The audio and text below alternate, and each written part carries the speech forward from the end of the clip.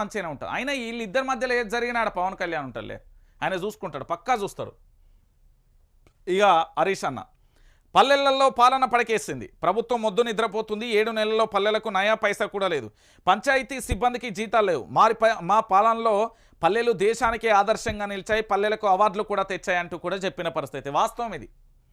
BRS party ఉన్నన్ని రోజులు ఒకప్పుడు బతుకమ్మ పండుగ వేయినా, ఓ సంక్రాంతి పండుగ వేయినా, ఓ దీపావళి పండుగ వేయినా, ఓ ఆకాశ పండుగ వేయినా ఎట్లుండేది అంటే ఊరికి ఎంట్రీ కాగానే ఆ తుమ్మ చెట్లతోని మొత్తం ఆగమాగం డస్టులు ఎక్కువ ఉండేది.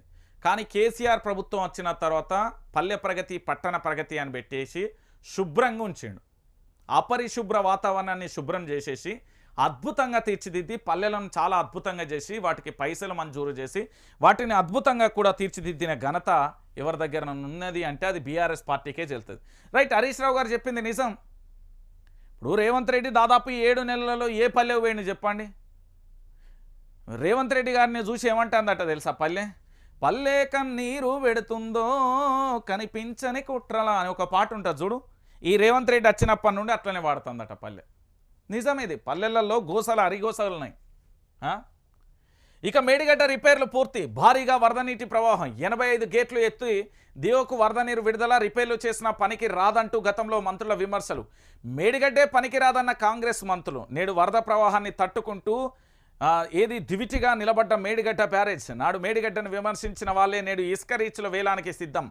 800 కోట్ల దందాకు భారీ స్కెచ్. నేను చెప్పిన ఇది ఎప్పుడో చెప్పిన, మంత్రులు ఊరికే పోతలేరు. మేడిగడ్డ దగ్గర ఒక లంగ పని జరగబోతుంది, దాని పేరే రీచ్లు ఏర్పాటు చేయబోతారు, ఇసుక దోసుకోబోతున్నారు, మీరు కాదంటే చూడురు అని చెప్పిన గదే జరిగింది.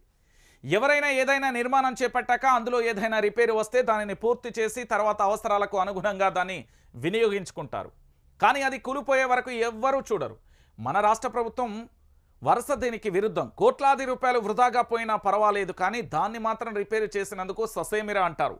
మేడిగడ్డ బ్యారేజ్ రిపేర్ల విషయంలోనూ అలాగే వ్యవహరించారు. చివరకు నేషనల్ డ్యామ్ సేఫ్టీ అధికారుల ఆదేశాలతో రిపేరు పనులు చేపట్టారు. అంతకుముందు రిపేరు చేసిన మేడిగడ్డ పనికిరాదని స్వయంగా రాష్ట్ర ఇరిగేషన్ మంత్రి ఉత్తమ్ కుమార్ రెడ్డి చెప్పడం గమనార్హం. అయితే ఇప్పుడు ఆ రిపేర్లు పూర్తయి వరద ప్రవాహం సాఫీగా సాగుతున్న దృశ్యాలు అక్కడ దర్శనమిస్తున్నాయి. ఇక చూడరు మేడిగడ్డ నీళ్ళు.